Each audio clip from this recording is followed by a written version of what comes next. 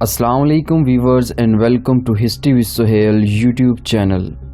دوستو، گزشتہ ویڈیو میں ہم نے عظیم سلجوقی سلطنت کے بارے میں تفصیلات سے جانا تھا، لیکن آج کی یہ ویڈیو پہلے عظیم سلجوقی فرمانروا تغرل بیگ محمد کے بارے میں ہیں، جنہوں نے عالم اسلام کو متحد اور مستحکم بنایا۔ آپ کا پورا نام رکن الدین ابو طالب محمد بن میکائل ہے۔ تغرل بیگ محمد ابھی کم عمر ہی تھے کہ ان کے والد میکائل ایک جنگ میں لڑتے ہوئے شہید ہو گئے۔ انہوں نے جوانی کی دہلیز پر قدم رکھا تو ان کے دادا سلجوق کا بھی انتقال ہو گیا۔ اب سلجوقی ترکوں کے ایک حصے نے تغرل بیگ جبکہ ان کے بھائی چغری بیگ کو بھی اپنا رہنما تسلیم کر لیا۔ دونوں بھائیوں میں بڑی محبت تھی۔ 30 سال کا عرصہ تغرل بیگ اور چغری بیگ نے خاموشی سے گزارا۔ وہ اپنی قوم کی قیادت کرتے رہے، لیکن دوسرے علاقے پر حملے کی ضرورت محسوس نہ کی۔ یہ وہ زمانہ تھا جب دنیا میں مسلمانوں کی کئی حکومتیں قائم ہو چکی تھیں۔ ماوراء نہر میں ساسانی حکمران تھے، جبکہ ادھر شمالی افریقہ میں فاطمی خاندان کی حکومت تھی۔ جب ساسانی حکمران کمزور ہوئے تو غزنویوں کا دور حکومت آ گیا۔ امت مسلمہ کا شیرازہ بکھرا ہوا تھا۔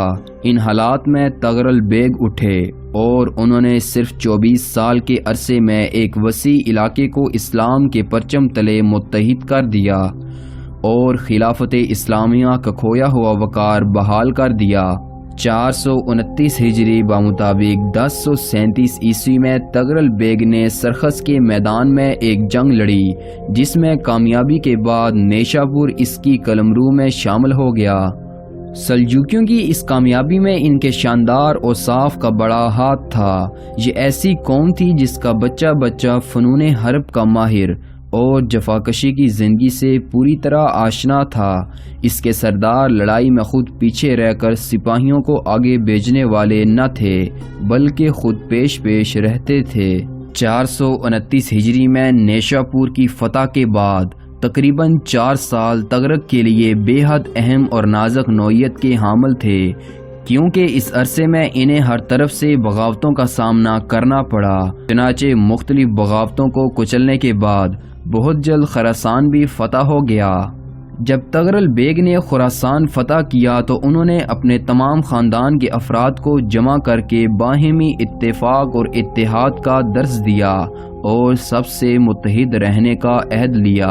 خراسان کی فتح کے بعد تغرل بیگ نے بغداد میں موجود عباسی خلیفہ کو ایک خط لکھا۔ خلیفہ نے یہ خط پڑھ کر نہ صرف خراسان پر تغرل کی حکومت کو اپنی سند عطا کی، بلکہ تغرل کو رکن الدین کا لقب بھی دیا۔ نیشاپور میں کامیابی سے قبضے کے بعد انہوں نے جرجان اور طبرستان پر بھی قبضہ کر لیا۔ جرجان اور طبرستان کی فتح کے بعد تغرل نے شمال کا رخ کیا، جہاں انہوں نے خوارزم کی مہم میں چغری بیگ داؤد کی مدد کی۔ 434 ہجری بمطابق 1042 عیسوی میں ہونے والی اس جنگ میں سلجوکیوں کو اہم کامیابی حاصل ہوئی۔ 440 ہجری بمطابق 1048 عیسوی میں ماوراء نہر کی طرف سے غز ترکمانوں نے تغرل بیگ کے علاقے پر یلغار کر دی۔ تغرل نے نہایت ہوش مندی سے کام لیتے ہوئے اس لشکر کا رخ روم کی عیسائی حکومت کی طرف پھیر دیا۔ اب پیچھے پیچھے ابراہیم کی قیادت میں سلجوقی لشکر روانہ ہوا، جبکہ غز ترکمان آرمینیا میں گھس گئے اور روم اور الجزیرہ کی سرحد پر واقع اہم مقام میلازگرد کو فتح کر لیا۔ پھر وہ بلاد روم میں داخل ہو کر طرابزون تک کے علاقے کو پامال کرتے چلے گئے۔ رومیوں نے مزاحمت کی، لیکن جنگ میں غز ترکمانوں کو فتح حاصل ہوئی۔ انجاز کے بادشاہ کو گرفتار کیا گیا، یہاں تک کہ قسطنطنیہ صرف 15 دن کی مسافت پر رہ گیا۔ کیسر روم نے جب یہ حالات دیکھے تو فوراً اپنے سفیر دوڑائے، جنہوں نے تغرل بیگ کے پاس پہنچ کر انہیں قیمتی تحائف پیش کیے اور گزارش کی کہ بلاد روم میں سلجوکیوں کی پیش قدمی روک دی جائے اور دونوں حکومتیں معاہدہ کر لیں۔ تغرل بیگ نے اس موقع پر بے حد بیدار مغزی کا ثبوت دیتے ہوئے کیسر کی یہ سفارش قبول کر لی۔ اور بلاد روم میں سلجوکیوں کی پیش قدمی روک دی۔ یہی نہیں بلکہ انہوں نے انجاز کے بادشاہ کو بھی رہا کرنے کا حکم دیا۔ اس رحم دلانہ سلوک کے شکریہ کے طور پر قیصر نے قسطنطنیہ میں مسجد آباد کرنے کی اجازت دے دی۔ اس جنگ کی بدولت سلجوکیوں کو ایک طرف بہت سا مال غنیمت ملا، جبکہ دوسری طرف ان کے سیاسی اثرات آذربائیجان اور آرمینیا اور مغربی فرات تک پہنچ گئے۔ 447 ہجری بمطابق 1055 عیسوی میں طغرل نے اعلان کیا کہ میں حج کے لیے جانا چاہتا ہوں۔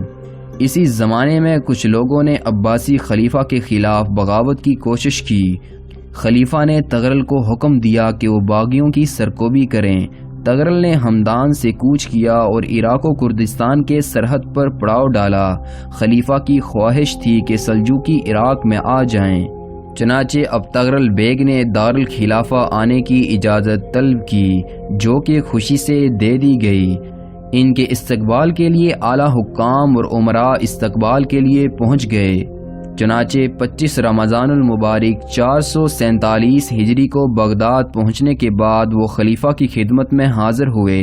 اس وقت طغرل خراسان سے بغداد تک کے علاقے کے حکمران تھے، لیکن یہ خلافت کا احترام تھا کہ طغرل خلیفہ کے سامنے نہایت ادب سے کھڑے رہے۔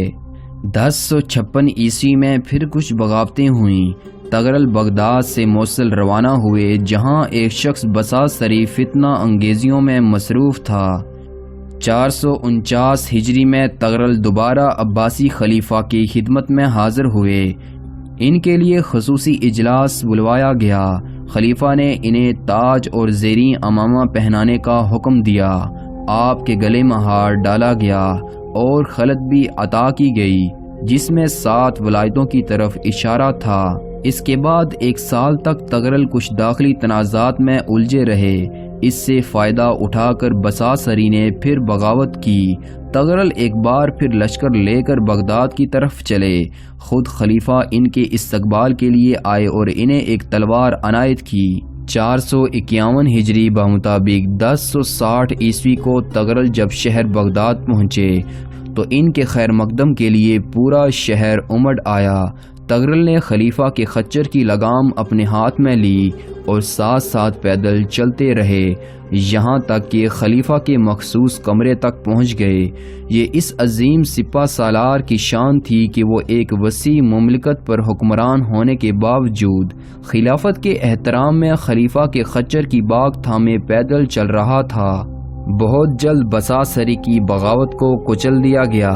اب مملکت اسلامیہ میں امن و امان قائم تھا اور خلافت کو وہی شان و شوکت حاصل ہو چکی تھی جو پہلے حاصل تھی۔ 452 ہجری بمطابق 1060 عیسوی میں طغرل کو ایک صدمے نے دوچار کیا، کیونکہ ان کی اہلیہ زنجان میں انتقال کر چکی تھی۔ اس کے اگلے سال طغرل نے خلیفہ کو پیغام دیا کہ وہ اپنی بیٹی کی شادی طغرل سے کریں تاکہ ان کا تعلق بھی ہاشمی خاندان سے ہو جائے۔ یہ ایسی عزت کی بات تھی جو پہلے بڑے سے بڑے فرمانروا کو حاصل نہ ہو سکی تھی۔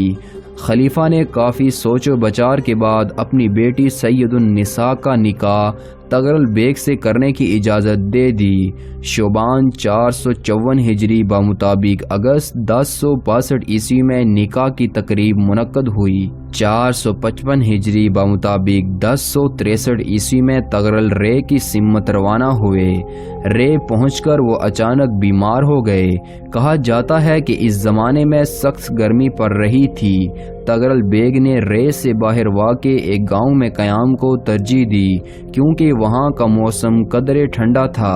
اس گاؤں میں اچانک طغرل کی نکسیر پھوٹنے سے خون بہنے کا ایسا عمل جاری ہوا جو کہ کسی طرح نہ رک سکا۔ چنانچہ رمضان المبارک کے بابرکت مہینے میں 455 ہجری بمطابق 1063 عیسوی کو اس عظیم سلجوقی فرمانروا نے اس دنیا کو خیر آباد کہا۔ انہیں رے میں سپرد خاک کیا گیا، جو کہ آج کل تہران کہلاتا ہے۔ طغرل بیگ محمد کی شخصیت میں ہمیں ایک غیر معمولی صلاحیتوں والا انسان نظر آتا ہے۔ انہوں نے اپنے 26 سالہ دور حکومت میں جس کمال ہوشمندی اور دانائی سے کام لیتے ہوئے ایک وحشی قوم کو دنیائے اسلام کا امام بنایا، وہ بجا طور پر حیران کن ہے